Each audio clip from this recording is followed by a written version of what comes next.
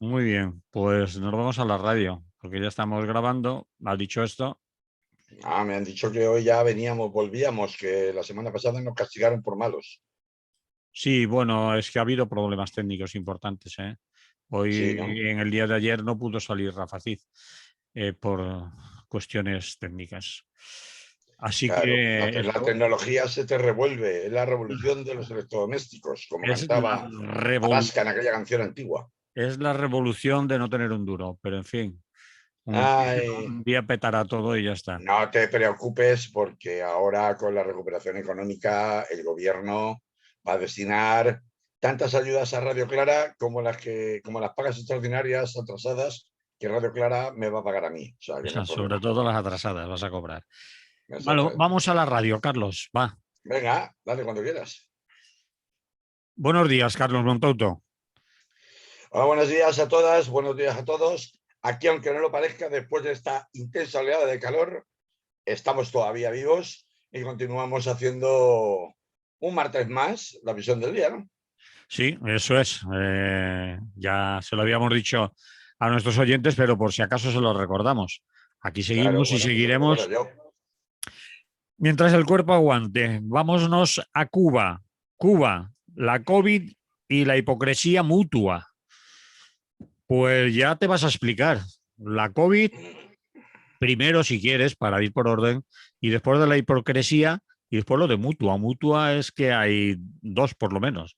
Eh, Claro, Moto y G2 por lo menos, efectivamente, que son el gobierno de Cuba y el gobierno de Estados Unidos. Cómo no, una pareja de baile histórica donde las haya, que, bueno, pues después de los cambios sísmicos, podríamos decir, que en la jefatura de ambos gobiernos se ha producido en los últimos 6 meses, con la salida de Donald Trump por un lado y la llegada de Joe Biden, pero sobre todo a finales de abril, con la salida del gobierno y retirada voluntaria aparentemente de Raúl Castro y la llegada de Díaz Canel a la dirigencia máxima del país y caribeño, pues haría pensar que, bueno, pues cambio de caras a veces genera otro tipo de entendimientos, ¿no? Pero lejos de que esto ocurra, pues ahí estás, viendo las noticias que hay sobre Cuba y alguien dirá, ahora otra vez Cuba, ya empezamos, que Cuba se va a convertir en el nuevo Venezuela, hasta en Radio Clara, ¿no? Ya sabemos que luego siempre hay gente que comenta, hay gente pató, como decía mi chica, ¿no? los comentarios en el Facebook son gratuitos y además si lo haces a escondidas y nadie te conoce, pues Claro, entonces, la cuestión no es, evidentemente, cualquiera que conozca y haya seguido pues, la sensibilidad que se desprende, al menos de esta emisora, porque esto del club de oyentes, yo ya de Facebook ya hace tiempo que le vengo pidiendo al señor moderador que le cambie el nombre, porque la peña pasa olímpicamente de lo que se cuente en Radio Clara o que tenga que ver con Radio Clara y va a lo suyo. Eso yo lo pude comprobar de una manera bastante chistosa, permíteme este pequeño preámbulo ah, sobre este programa que hicimos el 29 de junio, fue la última vez que estuvimos aquí haciendo la visión del día, bueno, es lo que hay de los martes, ¿no? Que hablamos de este delicado asunto de la ley trans y la ley de igualdad y todo aquel asunto que luego resultó que pues tuvo bastante, por lo menos interés, porque, bueno, hemos llegado a 250 reproducciones, que para el nivel de reproducciones que tienen los vídeos en Facebook últimamente de lo que hace la radio, con esto de los cambios de los algoritmos, estas cosas, pues es muchísimo, ¿no? Con lo cual demuestra que, hombre, interés por el tema identitario entre nuestra audiencia hay, pero lo gracioso, y esto es lo que quería comentar, es que en el club de oyentes, pues en realidad la gente seguía sabiendo publicaciones sobre el asunto a su bola, completamente al margen de lo que, en teoría, de una forma más o menos oficial, habíamos contado en la emisora, ¿no? Y yo decía, bueno, esto más que el club de oyentes de Radio Clara es el club de oyentes de la República Independiente de mi casa, ¿no? Cada uno va a sí. su aire y cuenta lo que le da la gana, muy al margen de lo que se cuenta en Radio Clara, que se supone que debería ser la piedra de toque para iniciar debates y discutir en torno a lo que se comenta, ¿no? Pero bueno, en fin, la gente es libre, hace lo que quiere y, bueno, pues Pues presta hay atención unas o no cuantas. la presta, o la presta de aquella manera, ¿no? Bueno, yo estoy muy contento de que aquel programa saliera tan bien y que bueno, pues se demostrara que efectivamente las cuestiones identitarias sí interesan a la audiencia, más allá de que se pueda pensar que no nos afectan si tú no perteneces al colectivo identitario sobre el que se está hablando, ¿no? No es así y se comprobó ese día. Bien, Así que vámonos para dejando Cuba, que para Cuba, en Cuba también hay temas identitarios que tratar, ¿no? también, pero no íbamos de eso. Vamos al grano, si no, nos vamos por las ramas, se nos amontona la faena, se nos pasa el tiempo y Nada, después hombre, nos no, no decimos, te preocupes, que no es para tanto. a A ver, ver, vamos a ver, cuando yo decía, y por eso he traído a colación este pequeño paréntesis sobre las cuestiones identitarias y el club de oyentes y estas cosas, yo decía, bueno, alguien dirá luego en el club de oyentes, ya están estos también sumándose al carro de Cuba a la nueva Venezuela, ¿no? Porque efectivamente sabemos que siempre hay una derivada, al margen de lo que digamos nosotros o no en Radio Clara, que va a provocar que efectivamente se esté utilizando el asunto de Cuba como moneda de cambio en cuestiones de lucha política en este país, ¿no? Manoseando literalmente la realidad cubana por gente que entre otras cosas nunca ha estado en Cuba, por poner un ejemplo, o si ha estado en un ámbito muy delimitado, en un viaje muy reducido, muy específico, en un ambiente muy determinado, ¿no? No en conexión con el pueblo real, con lo que dice la gente, con lo que la gente cuenta y cómo vive, ¿no? Pero lo cierto es que hay unas imágenes que hemos visto todos de un considerable número de manifestaciones distintas, mayores o menores, no solamente en La Habana, sino en muchas otras poblaciones simultáneamente durante este fin de semana pasado en Cuba, que no se recordaban desde la gran hambruna de los años 90, con la caída del muro de Berlín, el llamado periodo especial que se vivió en la isla, donde, como a mí de hecho me llegaron a contar un par de taxistas jóvenes, una de las veces que estuve en Cuba, pues que los abuelos y sus padres les contaban que habían llegado hasta comerse las frazadas, que allí frazadas significa las sábanas, ¿no? Para que nos entendamos, ¿no? A cocinarte las sábanas para tener algo de caldo y comértelas, porque había un hambre feroz. Y no estoy hablando de personajes de significación política, estoy hablando de personas comunes, trabajadores, normales y corrientes. Es conocido, ¿no? La hambruna del llamado periodo especial, cuando la ayuda de la Unión Soviética cesa, porque la Unión Soviética se descompone, tras la caída del muro de Berlín, la llegada de Boris Yeltsin y la programación de la Federación Rusa, y que eso provoca pues, que hay todo un corte en la cadena de suministros relacionada con los embargos férreos que Estados Unidos mantiene desde el año 1961-62 contra Cuba, ¿no? Con considerables sanciones para todo aquel país y empresa que se atreva a desafiar ese bloqueo, no son solamente un bloqueo unilateral de Estados Unidos. Entonces, la razón del bloqueo siempre ha sido una razón que se ha utilizado por las autoridades cubanas para justificar muchos de sus problemas internos, es decir, de sus ineficiencias de gestión y de las consecuencias que mantener un régimen comunista tan sui generis tiene en materia de, entre otras cosas, estatificación del empleo, es decir, a ti se te asigna que tú vas a trabajar en un determinado empleo, por ejemplo, maestro de primaria o médico asistente en un hospital X. O, bueno, pues tú vas a ser transportista. Y ahí se te fija un sueldo y de ahí no tienes posibilidad prácticamente de promoción laboral. Esto es algo que desanima al más pintado y que provoca, entre otras cosas, y esto es un mal endémico histórico, que florezca una especie de corrupción de supervivencia generalizada, porque a la hora de la verdad, pues como a mí me contaban en una de las ocasiones que he estado, pues oye, ¿qué vas a hacer? Es decir, si tú trabajas en un colegio y puedes robarte los lápices que han mandado, porque luego los puedes vender, pues te los robas y luego los sacas y los revendes y te sacas un extra. Y si trabajas en un restaurante que no sea un paladar, es decir, un restaurante con capital privado, sino un restaurante del Estado, pues y llegan unas partidas de determinado tipo de carne, pues si hay 10 partidas y te puedes sacar una bajo mano, pues te la sacas y la revendes. ¿Por qué? Porque los sueldos son tan absolutamente ineficaces e imposibles de alcanzar fin de mes que necesitas conseguir un sobresueldo como sea. Y además sabes que no vas a poder cambiar de trabajo cuando tú quieras, tú lo decidas. A ver, esto pues forma parte de la naturaleza humana, es decir, el tratar de mejorar tus condiciones y cuando las circunstancias que tienes alrededor no te permiten pues mejorarlas, y eso te apretan mucho, pues las cosas se ponen complicadas y uno hace lo que crea que haga falta, sobre todo si pierde la fe en el sistema que le está diciendo que las cosas deben ser así y que desde un punto de vista solidario apoyes la supervivencia colectiva y más en una isla, ¿no? Yo no voy a juzgar si eso es generalizado, no sería capaz de decirlo.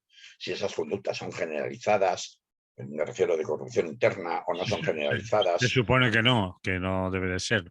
O si no, Yo no quiero suponer nada, cada uno, según su experiencia, juzgará. Siempre serán apreciaciones parciales. Las quejas de los cubanos, eso sí, son generalizadas respecto a el mal funcionamiento de la propia administración, es decir, aunque todo es administración entre comillas, pero de muy mal funcionamiento de la administración, desde ir a alquilar un coche hasta que, bueno, pues es el Estado el que gestiona las agencias de alquiler de coches, hasta realizar cualquier trámite burocrático de cualquier clase para tener cualquier clase de licencia.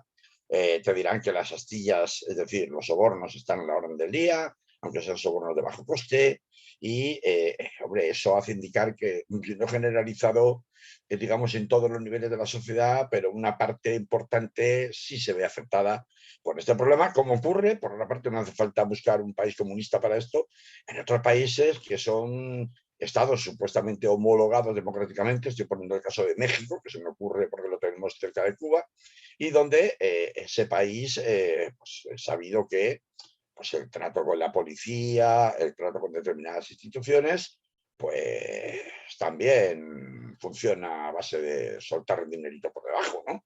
Entonces, bueno, que no pretendo decir con todo esto que estoy contando sobre este nivel de desagrado y de hastío de la población en Cuba, que la cuestión de la corrupción sea una consecuencia inherente ni exclusiva de un régimen comunista. Porque, por eso he puesto el ejemplo de México y podría poner otros, en Perú se llama la coima, es decir, en América Latina y en el Caribe esto está a la orden del día independientemente del régimen político que haya.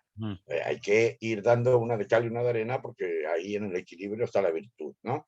Lo cierto, y como sea, es que contaba desde la llegada de Díaz-Candel a finales de abril, pues bueno, a finales de junio, no puede ser casualidad, se ha producido una nueva votación, se produce todos los años, en 2020 no se produjo por el tema de la pandemia, pero se ha vuelto a producir en 2021 para una resolución de la ONU pidiendo la derogación de las leyes de bloqueo de los Estados Unidos, por injustas y más en épocas de COVID.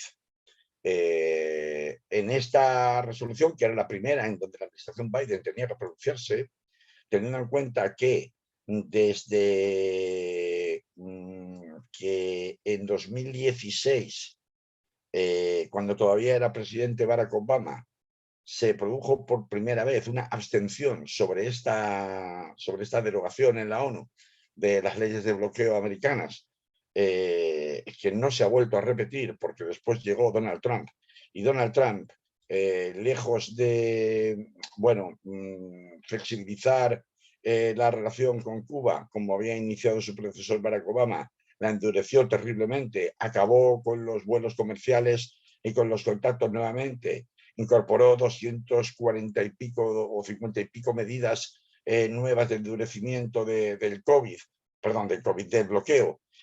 Pues Biden tenía una oportunidad de oro de haberse desmarcado de la política de su predecesor en la Casa Blanca. Lejos de eso, en la votación que se produce en la ONU sobre la derogación del embargo, pues parece ser que la secretaria o delegada de Joe Biden en la ONU hace un discurso absolutamente hipócrita y falsario, volviendo otra vez a justificar la oposición a que se derogue el embargo sobre el argumento manido y que ha resultado falso de toda falsedad, desde los años 60, de que esta es una medida que resulta necesaria y eficaz para conseguir que el gobierno cubano respete los derechos humanos, vuelva a la senda de la democracia y bla, bla, bla, bla, bla, bla, bla, bla, bla. Todas las declaraciones altisonantes que ya conocemos de la diplomacia internacional que en el caso de Estados Unidos no son más que palabras vacías. Mm. Esto ocurre en junio.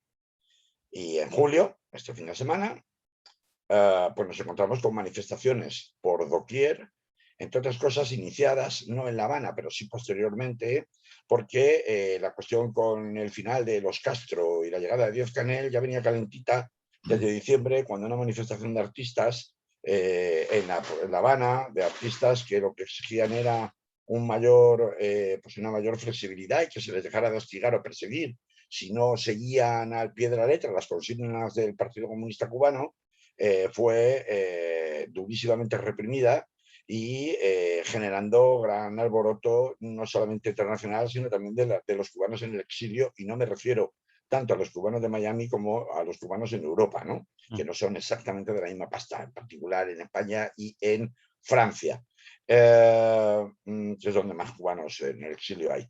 Bueno, como digo, o en el exilio o que directamente no están en Cuba y han venido aquí, aunque sea legalmente. Como digo, esto ocurre en el mes de febrero. Este fin de semana, yo creo que la opinión pública internacional nos hemos visto sobresaltados de forma inesperada o sorpresiva, no solamente porque hubiera manifestaciones de descontento, sino porque fueran tal cantidad de manifestaciones tan numerosas y en tantos sitios distintos de la isla al mismo tiempo. Una isla que, para el que no lo sepa o no haya estado nunca, pues es una isla que tiene muchas dificultades de transporte, es decir, su red de carreteras es una red muy anticuada, con muy mal mantenimiento, muy mal señalizada, existen pocos medios de transporte en manos privadas, el transporte público es muy deficiente para trasladarte por carretera de un lado a otro de la isla, hay que atravesar unas montañas, es decir, no es tan sencillo, ni estamos hablando de esta idea que tenemos en Europa de que todo está recorrido por autopistas y que todo el mundo tiene un coche o puede conseguir un coche. Esto no es así. Entonces, que haya habido unos reflejos tan potentes, tan importantes, sobre todo a raíz de las protestas iniciadas en particular en la región de Matanzas, que es una región bastante importante de la isla, por la cuestión de los números absolutamente escandalosos de contagio de COVID que está viendo ahora mismo Cuba, que se había salvado por los pelos de unas tasas de contagio mortal que se tuvieron en el mes de marzo, abril, mayo, en otras partes de la región latinoamericana, en particular en Perú y en Ecuador, pues ahora está teniendo unas tasas muy grandes de contagio de COVID. Estamos hablando de 1.200 y pico casos por cada 100.000 habitantes. Te puedo decir los datos del día Sí, 11 de julio, claro. 6.423 confirmados en el día 11, hay 34.918 casos activos de COVID, ha habido 3.551 altas médicas y han fallecido el día 11 concretamente, que son los últimos datos que ha facilitado Cuba y concretamente el Ministerio de Salud Pública de la República de Cuba, 42 fallecidos en Cuba. Y como tú decías, Matanzas es la zona donde mayor mayoría, Nivel de incidencia hay, sí. eso es, Nivel mayoría. de incidencia hay. Entonces, a ver, ¿qué ocurre? Que fíjate cómo será de grave el problema que incluso el gobierno cubano ha tenido que movilizar a esta brigada especial militarizada de médicos que utiliza habitualmente para mandar a misiones internacionales, que nunca antes en la historia había actuado dentro del propio país. Pero claro, la gente, entre que ya está harta, es el caldo de cultivo permanente, casi estoico de pero ¿y qué se puede hacer contra los Castros? Contra los Castros no se puede hacer nada. Si no te dejan salir del país, si no tienes un volante, si no te dejan irte a vivir a La Habana, si no te dan un justificante que explique por qué tienes que irte a vivir a La Habana y te mantienen confinado en los pueblos o en las zonas de provincia de Cuba. Bueno, pues me resigno. Esa resignación endémica, muy caribeña, salta por los aires en el momento que la gente ve no solamente que empiezan a morirse sus familiares o que la asistencia médica no llega, sino que además de esa cuestión, cuando vas a buscar a asistencia médica o medicinas, no las encuentras, tanques de oxígeno no hay, alimentos empiezan a escasear, Y esto evidentemente provoca la gota que colma el vaso. Es decir, si hasta ahora la gente más o menos pues coexistía con un régimen que les imponía una serie de limitaciones en aras a, digamos, un bien común colectivo, sea real o sea falsario, en el momento en que ya empieza a haber muertos y que no tienes medicinas, que no tienes asistencia y que además de esto no tienes alimentos, pues la gente se enfada. Y como ya viene, se enfada hasta el punto de que sale a protestar. Y yo creo que sale a protestar legítimamente, al margen de que, como dice Díaz-Candel, a ver, este recurso a empezar a hablar de que hace falta ayuda humanitaria, de corredores humanitarios para asistencia, eso lo que acaba derivando, que ya no lo conocemos siempre, es en una intervención militar exterior. Exterior. Y es verdad. Es decir, cuando Díaz-Candel dice esto, tiene razón. Tiene razón en que no se puede caer en ese discurso de barra libre, todo gratis de ayuda humanitaria internacional en el caso de que se necesitara. Porque esa ayuda humanitaria nunca es gratis, siempre tiene unas consecuencias gravísimas en el caso de Cuba con mayor motivo, y porque vienen relacionadas con el endurecimiento incluso de medidas de por parte de la administración de Joe Biden después o en paralelo a la votación en contra de la derogación del embargo del pasado mes de junio en la ONU. Es decir, que desde ese punto de vista, Díaz-Candel podría tener razón de decir, a ver, esto lo tenemos que solucionar en casa o dejarnos que lo solucionemos nosotros, porque, desde luego, si hay que hacerlo desde el punto de vista de ayuda internacional, esa ayuda internacional en realidad lo que está escondiendo detrás, o va sin ninguna duda a esconder detrás, es una pues intervención político-militar respecto del régimen y respecto de la isla. Claro, esto a la gente en Cuba, pues alguien que en un momento dado no tiene que comer o que si ya tenía dificultades para comer, ahora las tiene más, y que además necesita un tanque de oxígeno para poder, aunque sea, sobrevivir al COVID en casa, como ha hecho mucha de la población en la mayor parte de América Latina, que no ha tenido ni siquiera acceso a un hospital y han sobrevivido gracias a los tanques, a conseguir una bombona de oxígeno. Para aplicársela en su propia casa, y sin ningún tipo de prescripción médica, pero que realmente esto era así. Claro, pues puede decir, mire, a mí me da igual, con tal de que me llegue la bombona de oxígeno para que mi papá no se muera, es que me da lo mismo de donde venga, como si pone Made in USA, ¿no? Pero claro, por otra parte, aunque dejan de él, desde el punto de vista, digamos, de política de Estado, pueda tener razón en avisar, cuidado con esto, que puede derivar en lo que no queremos que derive, lo que no puede hacer es tachar literalmente y llegar a decir en televisión que los represaliados en las manifestaciones más o menos espontáneas, aunque haya habido infiltrados, aunque haya habido gente que ha aprovechado, como ocurre siempre, para lanzar proclamas anticastristas y antigobierno, antirégimen, que diga que todos son antirrevolucionarios y que la represión que han sufrido se la merecían, hombre, me parece un desprecio a su propia población y una miopía de querer tapar el sol con un dedo que deja mucho que desear y hace desconfiar muy mucho de si entre que del lado de Estados Unidos solo se reciben palos en lugar de deshielo como hubo brevemente con el gobierno de Obama, y que se esperaba que se hubiera retomado esa senda después del aciago Donald Trump con la llegada de Joe Biden, y esto no se ha producido, y que de otro lado, en las circunstancias internas, pues se han agravado significativamente, pues porque todos los países están sufriendo mucho con el COVID, a todos los países les está haciendo estallar las costuras, y Cuba no iba a ser una excepción. Y esto ocurre justo en un momento de transición del poder, en donde precisamente la primera reacción es la de política, es la de remarcar el carácter autoritario para decirle al mundo, decirle a la oposición interna en Cuba, incluso dentro del propio régimen castrista, el poder lo tengo yo y a mí no me tiembla la mano si tengo que dar porrazos de esto siniestro, detener a gente de esto siniestro, pero lanza un mensaje muy peligroso y, en mi opinión, muy poco poco respetuoso, no solamente con su propio pueblo, sino también con la capacidad de cintura, de flexibilidad que pueda tener el nuevo gobierno de Díaz-Canel, el nuevo gobierno de Cuba, después de Raúl Castro. Es decir, tú no puedes estar metiendo en el mismo saco. Es verdad que él hizo en su intervención pública ante la televisión cubana, hizo una serie de reflexiones diciendo, bueno, que puede haber revolucionarios confundidos y que puede haber gente con buena intención entre los manifestantes, pero luego, claro, decir esto de que lo que se han llevado se lo merecen, los palos que se han llevado se lo merecían, eso no cabe. No cabe porque es negar la realidad. También Y hizo negar la realidad, pues te alusiones va a llevar, a la gusanera y un claro. lenguaje que sonaba un poco a trabilieria.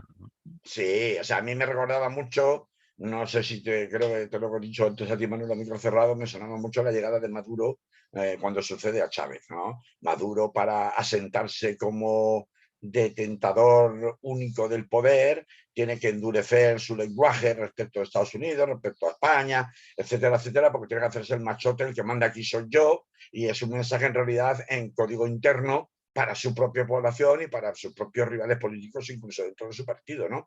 Pero claro, ese tipo de aquí mando yo y para macho yo, pues, y para bravo yo, que dirían en Cuba, pues, a ver, desconoce muchas cosas, como por ejemplo, un detalle que es muy importante y que ha pasado, yo creo, ciertamente, no se le da la importancia que entiendo yo que se merece, que es que la mayoría de las convocatorias la gente se ha sumado no porque haya habido unos espías muy malos, muy malos, muy malos venidos de Miami organizando casa por casa, pueblo por pueblo a la gente para que salieran a la calle a manifestarse contra el castrismo. No, no, no, nada de eso, mucho más sencillo. O sea, ha hecho lo que hace la población cubana, ha hecho lo que hace el resto de la población de todo el mundo, que es convocarse por Internet, por redes sociales y sumarse a las redes sociales. Y este punto de Internet es clave, porque ya desde hace mucho tiempo uno de los grandes bozales, de los grandes corsés, camisas de fuerza que tenía la población cubana era la tremenda limitación de acceso a Internet. Es decir, allí Internet es carísimo, tiene muy baja calidad, no tiene explicación tecnológica posible si no es porque el gobierno cubano prefiere que sea así. Muy baja calidad, quiero decir que muy baja velocidad de transmisión de datos, etcétera, etcétera. Es muy difícil comunicarse. Es más, yo recuerdo pues, distintas personas en Cuba que me contaban como si fuera un logro que es que ellos tenían una cuenta de correo electrónico, como si eso fuera, vamos, como si hubiera que darles como fuera un trofeo, ¿no? Claro, hay una cuenta de correo electrónico, ¿quién no la tiene? Si son gratis, cualquiera puede tener una cuenta de correo electrónico. Ya no te digo un perfil en una red social, que eso ya implica otras cosas que una cuenta de correo electrónico, pero que yo tengo una cuenta de correo electrónico, yo me puedo relacionar con el resto del mundo, porque tengo una cuenta de correo electrónico. Bueno, pues hoy día se utilizan las mensajerías instantáneas y el correo electrónico solo se utiliza para cosas de trabajo. Entonces, claro, en el momento en que efectivamente empiece a ver y la propia tendencia capitalista a la China, salvando distancias que tiene el gobierno cubano, de ir privatizando poco a poco determinados territorios, determinadas actividades, etcétera, etcétera, exige liberalizar el acceso a Internet. Es decir, no puedes ir contra los tiempos, porque es que por mucho que lo intentes, tú lo puedes retrasar, pero definitivamente no lo puedes hacer. Entonces, esto le provoca que efectivamente en el momento que el Internet se empezara a liberalizar, y probablemente ahora, si hemos asistido a todos esos fuegos que se han prendido simultáneamente en poblaciones desconectadas entre sí, y no solamente en La Habana, que parece que Cuba solamente fuera La Habana, y no es verdad, pues ha sido probablemente porque cada vez hay más gente que tiene acceso a Internet, aunque sea ligeramente, que puede conectarse, no sé si tanto a un WhatsApp, porque evidentemente WhatsApp es muy espiable, pero sí a través de otras redes tipo Telegram o en las propias redes sociales en Twitter o en este tipo de redes y pues efectivamente el contacto todos reconocían que se han sumado porque se habían enterado por Internet, por las redes sociales. Recordemos que allí no hay televisión privada, que no hay medios de comunicación privados, por tanto no es posible que a través de los medios de comunicación monopolísticos del Estado hubiera podido haber o se hubiera podido dar cuenta de las convocatorias de esas manifestaciones hasta que las manifestaciones se produjeron. Y de lo que se dio cuenta fue de lo contrario, la contrapropaganda habitual de sacar gente diciendo, no, pues aquí todo va muy bien, y viva la revolución, y el que diga que no es un gusano de mierda, y que se vaya a la pinga, y todas esas cosas que dicen ellos, ¿no? Esto ocurrió después del discurso de Díaz-Canel, que estuvieron conectando con gente en todas partes de Cuba para que saliera gente a defender al gobierno cubano, ¿no? En fin, yo lo que quiero decir es que no convirtamos esto en Venezuela en primer lugar. En segundo lugar, que Díaz-Canel y el gobierno castrista hará muy mal en seguir analizando la realidad desde una óptica totalmente parcial y totalmente fracasada, sin reconocer que tiene que hacer autocrítica y que el descontento popular de la gente no se puede resolver negando la mayor, que es lo que básicamente ha hecho, negando la mayor, que es muy lógico y razonable que la gente, ante una situación de carestía de los medios de vida más básicos, que resulta tan agudizada por una cuestión como el COVID, el distanciamiento social, los confinamientos, etcétera, etcétera, y que ha hecho tanto daño a todos los países cuyas economías de supervivencia están basados principalmente en esté a la calle todos los días y buscas la vida, cosa que no puedes hacer cuando estás confinado en tu casa, y que ha provocado también enfrentamientos y conflictos en otros países. Cuba no va a ser la excepción, porque no es una excepción desde el punto de vista de realidad geográfica y cultural respecto de países de su entorno, por muy régimen comunista que tenga, y pues sin ninguna duda estar echándole la culpa permanentemente de todo al bloqueo, pues hombre, no es de recibo, no es realista, y yo creo que el enorme pueblo cubano no se lo merece, ¿no?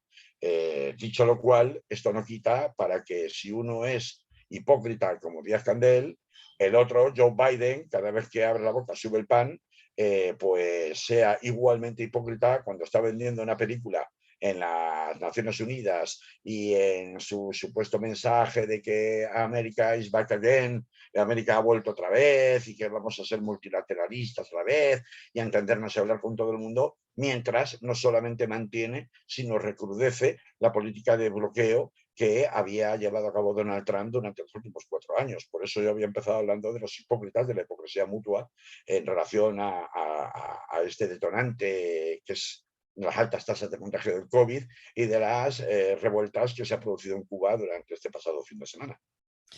Bien, pues si quieres lo dejamos aquí. Y si la Claro. gente se quiere informar de, bueno, tú has dicho al final una frase, el detonante de las altas tasas de COVID, si se quiere informar de las tasas de COVID, pues el propio ministerio las está facilitando, están accesibles en Internet y realmente son altas, aunque comparadas con la región, la letalidad es menor que en otros países de su entorno y también a nivel mundial pues no superan la tasa de letalidad del COVID en Cuba, pero Sí, desde luego Manolo, pero hay ha una aumentado diferencia. mucho, sí, dime. No es por esto solo, hay una diferencia, que es la capacidad de reacción de la población frente a una situación de alta infección.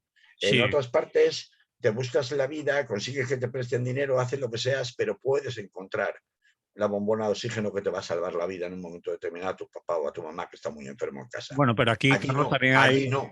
Allí bueno, no porque no hay mercado, no porque no hay mercado libre. bueno, pero Entonces, al no haber mercado libre, hay una no, sanidad es que no lo hay, importante, hay Manolo. una sanidad pública importante, porque antes cuando hablábamos de las, si recuerdas las cifras, las podemos volver a ver, la gente que está en los hospitales, la gente que está hospitalizada, la gente que está siendo atendida es importante, la gente que se ha Sí, sí, curado sí, y sin tal. duda. Eh, Yo no dudo que tiene una sanidad pública. La cuestión es si tienes los medicamentos, porque la queja es que no hay medicamentos. bueno, Claro, tú puedes tener muchos médicos, muchas enfermeras, muchas camas si quieres, pero si no tienes los medicamentos, entendiendo por medicamento todo lo que ya sabemos en relación a la pandemia de la COVID ha sido necesario, sobre todo en momentos de urgencia.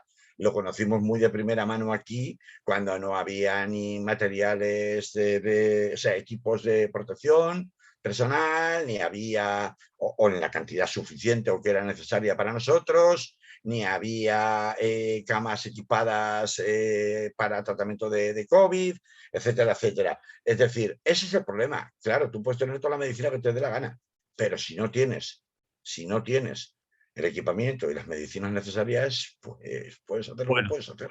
bueno, podemos ampliar la información con los datos que da. Repetimos, son datos del Ministerio de Sanidad cubano. Hay ingresados en los hospitales, se mantienen ingresados 34.918 personas. De ellos, 34.697 con evolución clínica estable. Se acumulan hasta el momento 1.579 muertes, 42 en el día 11 que estamos Sí, dando. pero sabemos el índice de ocupación de camas UCI.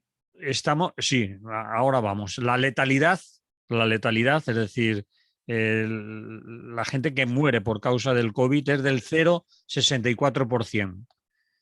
En el resto del mundo es el 2,16%. Y en los pueblos de América Latina es del 2,62%. O sea que se muere menos gente. Se muere menos gente, es menos letal. Están pendientes de la aprobación de 2 vacunas propias, una de ellas es la Soberana, la otra no Sí, sí. recuerdo el nombre, y hay un porcentaje de la población que ya ha recibido la vacunación. Es decir, que también hay noticias positivas, es decir, que no podemos imaginarnos a cubanos tendidos en la acera, en la calle, esperando muertos Sin porque no los han duda, podido recoger. Es decir, sin duda. hay ingresadas en hospitales 34.918 Claro, personas. este estallido, perdona Manolo, este estallido Sí. social no se debe solo a la COVID. La COVID es evidentemente una Ha gota que dado, colma un vaso ha sido una mucho gota. más grande y muy de descontento y de disconformidad y sobre todo de no futuro, de esa sensación de no tengo futuro, el mundo avanza y nosotros estamos aquí congelados en el tiempo, que tienen una gran parte de los cubanos. Yo no digo todos, claro, dependerá naturalmente de muchas cosas, de qué tipo de relación tú tengas con el régimen. A ver, ha habido también una reacción de respuesta que no he mencionado, que ha sido sacar a, bueno, pues, o sea, a la Guardia Revolucionaria, así que técnicamente ese no es el nombre, a la calle para contrarrestar las manifestaciones del descontento, ¿no? Pero lo que me llama la atención, y repito con esto, y con esto quiero terminar, porque si no aburrimos a las ovejas, Sí. es que, a ver, no se puede considerar que este estallido social tenga una causa como detonante en la COVID, pero tenga otras causas históricas anteriores que están detrás de este estallido, obedezca exclusivamente a la hoja de ruta de los Estados Unidos. Esa consideración, ese análisis, es un análisis absolutamente rechazable, sin perjuicio de que sea verdad que la actuación de los Estados Unidos, en particular ya con la administración Biden, sea tristemente la misma que ha sido en realidad siempre, ¿no? Y bueno, pues a partir de ahí yo estoy de acuerdo con Diego Candela con que seguramente no cabe una gestión ni dar entrada ni ayudas humanitarias, ni corredores humanitarios, estas cosas que tanto, que son la misma estrategia que utilizó Juan Guaidó, por ejemplo, con Maduro, ¿no? El corredor humanitario, la gente se muere de hambre, hace falta un corredor humanitario, si recordamos la misma estrategia que con Venezuela, ¿no? Estoy de acuerdo con Díaz Canel, por tanto, que lo rechace, pero no en que diga cosas tan crueles como los palos que se han llevado se lo merecían, ¿no? Hombre, no, así no, así tampoco. Bien, pasamos a otro tema, porque si no se nos va el tiempo. Vamos a ver. Eh, Pedro y los Y el cambios lobo, Pedro y el lobo no era, ¿no? No era, o sí, no sé. Pedro Picapiedra. Pedro y Pedro el lobo. y los cambios de caras que no se entienden. Que no se entienden. Vamos por el minuto 41 del programa para que te hagas las cuentas, para que sepas administrar los tiempos, que lo sabes hacer, pero para que lo tengas en cuenta. Pues A ver. vamos a ver, yo creo que todos nos hemos quedado cuadros cuando el sábado, entre el patito de goma y el bañador, la toalla y la pala para el niño y la niña, para irnos a la playa, o volviendo de la playa, nos enteramos que de pronto ha habido una super remodelación ministerial en el gobierno de Pedro Sánchez y de la que, bueno, pues prácticamente nadie estaba al tanto, o muy poca gente estaba al tanto, que pasa por un cambio radical. Hasta 6 carteras o cambian de manos o introducen caras nuevas con caídas, es decir, salidas del gobierno de personajes que habían sido hasta ahora tan relevantes como en el gobierno de Pedro Sánchez, como la vicepresidenta primera Carmen Calvo, ¿no? Creo que esto nos ha pillado a todos un poco a contrapié, y bueno, pues se hablaba desde hace tiempo que podía haber una modificación, un reajuste ministerial en el gobierno, solamente en la rama socialista del gobierno. Podemos quedaría, por tanto, al margen, que no tocara las carteras de Podemos y tal, pero esto no ha sido un simple retoquito, esto ha sido una modificación en toda regla, porque aparte de salir como un peso al que se suponía y se le daba como vicepresidente primera, un peso político tan importante como el que tenía Carmen Calvo en muchas partes, yo la recuerdo, o sea, en muchas facetas de la actuación del gobierno, ¿no? Yo la recuerdo, por ejemplo, con todo lo que tuvo que ver con el proceso, la recuerdo, por ejemplo, en las negociaciones con Podemos para formar gobierno, la recuerdo, evidentemente, lo más reciente, los enfrentamientos con Irene Montero y el Ministerio de Igualdad por el tema de la ley trans, las leyes de igualdad, sí, sí, y tantas polémicas que ha protagonizado Carmen Calvo. La salida de Carmen Calvo, bueno, pues uno puede decir, vaya, eso retoquito no es, eso sí que es una crisis ministerial en toda regla, pero no solamente es ella. ¿Qué ha pasado con Iván Redondo? Pero Iván Redondo, según los gurús mediáticos de la caverna, no era el cerebro del gobierno de Pedro Sánchez, el intocable, el maquinador, el que dirigía en la sombra todas las políticas de la Moncloa. No era ese Superman, superdios que estaba detrás de todas las decisiones de Pedro Sánchez. Decían que Entonces, pues mandaba más incluso que el propio Pedro que Sánchez. Pedro Sánchez. Pero también dicen ahora, Carlos, que él ha pedido irse porque le han ofrecido, y no en una sola ocasión, sino en varias, diferentes ministerios, y que no lo ha aceptado. Es decir, que empiezan a salir filtraciones o versiones. Empezarán a salir, claro, empezarán a salir trapos sucios. Y Sí, los que salgan de Carmen Calvo, a mí personalmente me interesan poco. Yo creo que es una figura muy amortizada y un peso muerto en realidad para Pedro Sánchez. Una vez ha salido, vamos a ver, Pedro Sánchez ha demostrado ser un tipo que juega mucho con los equilibrios y contraequilibrios. Es decir, si te pongo una política muy progresista, muy avanzada por un lado, te voy a poner un contraequilibrio porque te voy a poner a, qué sé yo, a la que ahora pasa a ser vicepresidenta primero, Calviño. la señora Nadia Calviño, o te voy a poner, ya que te meto a Podemos y meto por la Iglesia, pues te voy a meter al de la Seguridad Social, que te va a hacer Escriba, a escriba. Escrivá, que te va a hacer de superfreno para cualquier actuación asistencial que tú pretendas luego vender como éxito. Entonces, es muy de hacer equilibrios, ¿no? Es de este tipo. Lo que te doy por un lado, te lo quito por otro. A mí me parece que Carmen Calvo, efectivamente, ahora que Pablo Iglesias ya no está, que el ámbito de entendimiento con Podemos dentro del gobierno parece más relajado, entre comillas, ¿no? Pues era un cargo amortizado, ¿no? Una figura amortizada. Pero lo de Iván Redondo no se entiende en absoluto. Es decir, eso no se entiende, no se sabe, y yo me temo mucho que no tardaremos demasiado en asistir a que ciertos trapos sucios de Moncloa empiecen a ventilarse en público, porque los filtre el propio Iván Redondo o los filtren desde Moncloa para desacreditar a Iván Redondo, si Iván Redondo empieza a alargar cosas que solamente él sabe que han pasado en la gestión de gobierno de Pedro Sánchez. Pero hay otro, por no alargarlo demasiado, porque mucha gente a la mencionar, hay otro cargo, otro relevo ministerial que a mí me ha dejado a cuadros, que es sobre todo el de Miquel Iceta en política territorial. Esto sí que no lo entiendo en absoluto.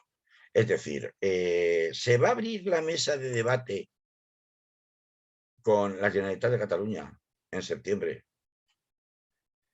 y resulta que se supone que la operación Illa, de mandar a Salvador Illa a Cataluña, a las autonómicas catalanas, que luego les ha salido mal, porque no consiguen finalmente formar gobierno con Salvador Illa como presidente de la Generalitat, supone un trueque con Miquel Iceta que pasa a Madrid precisamente en política territorial, precisamente con la idea de buscar un entendimiento en esta fase que ya hemos llegado de indultos, etcétera, etcétera, con el tema del proceso. Y ahora que vamos a abrir la mesa de diálogo con la Generalitat de Cataluña, me lo sustituyes por una señora que será un encanto, yo no lo dudo, que es la alcaldesa de Puerto Llano, que con todo el respeto, pues mucha experiencia en negociación con la política territorial de los territorios históricos españoles no debe tener como alcaldesa de Puerto Llano Ciudad Real, digo yo. Esto no lo digo solo yo. Miquel Iceta, cuando se despide diciendo dos cosas que para mí tienen considerable calado. Primera de todas es que él no se ha ido por gusto, Sí. que él lamenta mucho, lo mandan al Ministerio de Supercultura y Superdeporte. Ya me dirás tú, que a mí un poco se me ha parecido siempre como a ver, que no se me enfade nadie de la cultura, porque la cultura tiene una serie de problemas encima de la mesa con el tema del COVID gigantescos y de gestión, con un ministro que ha sido el relevado, que ha sido un cero a la izquierda, un ministro que todo el sector de la cultura lo ha considerado como nefasto y, como digo, un cero a la izquierda. Es decir, nos ha dejado abandonar su suerte sin ninguna capacidad de gestión ni con Hacienda, que es tan importante, sobre todo en materia de fiscalidad de los artistas y de la gente de la cultura, como en materia de subvenciones, como en todos los sectores, ¿no? Pero, a ver, eso es un relevo que desde el punto de vista, digamos, de peso político dentro de un gobierno, ese destino es un destino de los considerados Marías, ¿no? Que decíamos en la universidad, ¿no? Es decir, una asignatura fácil, ¿no? Es decir, algo que tiene poco peso político, el Ministerio de Cultura. Tradicionalmente ha sido así. Entonces, mandar a Miquel Iceta al Ministerio de Cultura y sustituirlo en un momento crítico, que es cuando se van a iniciar las negociaciones de la mesa de diálogo en Cataluña, por una señora con nula experiencia en esa materia, me parece tan incomprensible que, claro, el pobre Miquel Iceta lo único que acierta a decir respecto de su sucesora es que por lo menos le alegra de que haya sido sustituido por alguien con vocación localista. Claro, ¿qué va a decir el hombre? Con una señora, con todos los respetos, de Puerto Llano, que es alcaldesa de Puerto Llano, y ese es todo su mérito en materia de administración territorial. Bueno, pues Pues bueno, creo que ha estado incluso en el Senado y también de portavoz en algún sitio más. No solo ha estado de alcaldesa de Puerto Llano. pero ha formado parte de negociaciones. No, no, eso no. Tiene razón. Claro, Ahí no. claro. ¿Y de qué estamos hablando entonces? Vamos a ver, lo único que a mí se me ocurre pensar es que, vamos a ver, pues Pedro Sánchez tiene la misma confianza que tengo yo en las comunidades. O sea, Pedro Sánchez tiene la misma confianza en que prospere esa mesa de diálogo que tengo yo en que Radio Clara me pague la paga esta de verano. La misma Sí, confianza. pues va, Exactamente. poca. Entonces, claro, entonces quiero decir, porque no tiene sentido ninguno que tú coloques al frente del ministerio que tiene las competencias precisamente para llevar a cabo esas negociaciones, aunque sea honoríficamente, a alguien que está totalmente desconectado de esa realidad. No tiene ni pie ni cabeza. Yo creo que si no es para lanzar un mensaje a los nacionalistas catalanes de esto se hará a mi manera, me refiero a la mesa de diálogo, justo ahora que además tenían que empezar a negociar el tema de los presupuestos generales del Estado, la aprobación de los presupuestos generales del Estado, que ya lo llevaban muy avanzado. Sacar de la ecuación a Miquel Iceta, a mí me parece que es como pegarse un tiro en el pie. Salvo que la intención de Pedro Sánchez, esto es otra de las grandes cuestiones, sea el trasladarle la responsabilidad de la negociación a su nuevo jefe de gabinete, Óscar López, y a Félix Bolaños, que son otros dos cargos muy importantes que entran. Félix Bolaños como superministro de la presidencia y hombre de absoluta confianza de Pedro Sánchez, y Óscar López, que es quien sustituye precisamente como nuevo jefe de gabinete a Iván Redondo, ¿no? Yo no sé muy bien cómo va a quedar esta composición o recomposición ministerial del gobierno de Pedro Sánchez. A mí me ha parecido muy extraña no creo que se pueda saber hasta que no pase un tiempo cuáles han sido las verdaderas razones que le han llevado sobre todo a dinamitar un poco el entendimiento por el que se presuponía que se había hecho la operación Salvadorilla trayendo a Miquel Iceta a Madrid, que da, como digo, a entender que está dinamitando directamente desde Moncloa las posibilidades de futuro que pueda tener esa mesa de diálogo, y tampoco entiendo el momento en el que se produce, en la medida en la que, como digo, están cerca de, a la vuelta del verano, tener que cerrar las negociaciones sobre los presupuestos. En fin, hay muchos más cambios ministeriales, pero estos eran los que a mí me llamaban más la atención. Me está extrañando, Carlos, que no digas nada de Ábalos. Ábalos ha sido... Ábalos sí, pero como no ha tenido un sustituto, es decir, Ábalos cae. Ábalos es otro, en mi opinión, peso político importante como Carmen Calvo, amortizado ya. Pedro Sánchez lo sustituye por me parece que es por una ministra en transportes no sé ahora el nombre, búscalo, si lo tienes por ahí, Manolo, mientras tanto, de un perfil dentro del Partido Socialista más bajo que el que tenía Ábalos. Raquel Sánchez. Raquel Sánchez se llama, ministra de Transporte, Movilidad y Agenda Urbana. Eso es. Es decir, Ábalos ha tenido muchos. Recordemos que la figura de Ábalos es una figura que ha tenido muchas responsabilidades dentro del gobierno de Pedro Sánchez. Porque recordemos que él, aunque ahora se fuera ministro de Transportes, pero antes de ser ministro de Transportes llegó a ser portavoz del gobierno, si no recuerdo mal, llegó a ser, estuvo, vamos, en funciones de gran escudero, secretario de organización del Partido Socialista. Es decir, que ha tenido cargos de alcance político, de peso político muy importante dentro del Partido Socialista a nivel nacional, e incluso esta encomienda como ministro de Transportes un poco como que le venía pequeño para la importancia que tenía el señor Ábalos dentro del organigrama, ¿no?, del Partido Socialista a nivel nacional. Me parece que, como en el caso de Carmen Calvo, son figuras amortizadas, y yo creo que Pedro Sánchez apuesta por otro sesgo, otro perfil, digamos, de ministros de cara a, como digo, una etapa distinta de aquella a la que llegó, con la que llegó a la presidencia, con Pedro Sánchez, perdón, con Pablo Iglesias, teniendo que entenderse, con la incertidumbre de poder sacar adelante unos presupuestos que no se sabía todavía si podían sacar o no, y que eran el Rubicón que permitiría saber si este gobierno tendría continuidad hasta los 3 o 4 años o no podría tenerlos, con todo en cuestión de los presos políticos del proceso encima de la mesa. Todo eso ya se ha superado, esa fase de la legislatura de Pedro Sánchez se ha superado.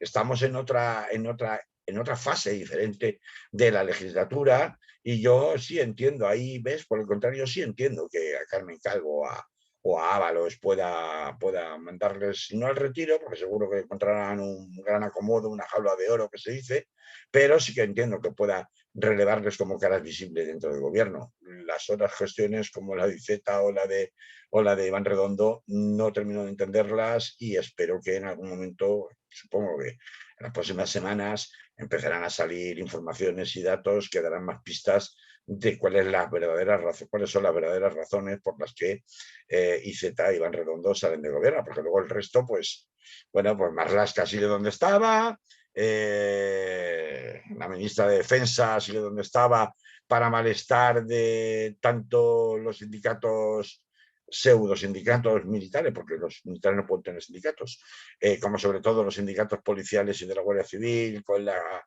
cuestión de la equiparación de las retribuciones salariales, como aparente excusa, pero con una importancia cada vez mayor, sobre todo en la Policía Nacional de Jupol, el sindicato cercano a Vox e inicialmente a Ciudadanos, que bueno, pues resultan bastante preocupantes, pero bueno, él sabrá si mantiene a los dos en sus respectivos cargos, es porque probablemente, salvo que haya un escándalo mayor, quiere y desde luego, sobre todo el ministro de Interior, Marlaska, Grande Marlaska, ha tenido unos cuantos ya escándalos importantes, pero si lo mantiene, supongo que es porque le siguen sirviendo a su función de hacerle de pararrayos, digamos, a Pedro Sánchez respecto de las fuerzas y cuerpos de seguridad del Estado, ¿no? Y bueno, pues vamos a ver qué pasa. Yo creo que los mantendrá hasta el final, si es así, salvo que cometan errores de bulto demasiado imperdonables.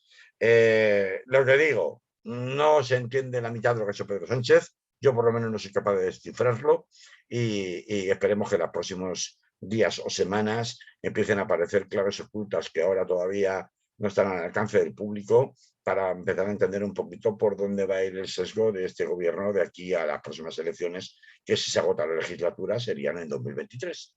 Pues lo que tú has dicho, nos va a tocar esperar, esperar informaciones, filtraciones y análisis de todo tipo y escuchar a la gente por aquí y por allá, los que están más cerca de los mentideros de la corte, que nos irán contando en trínculis de todo ello.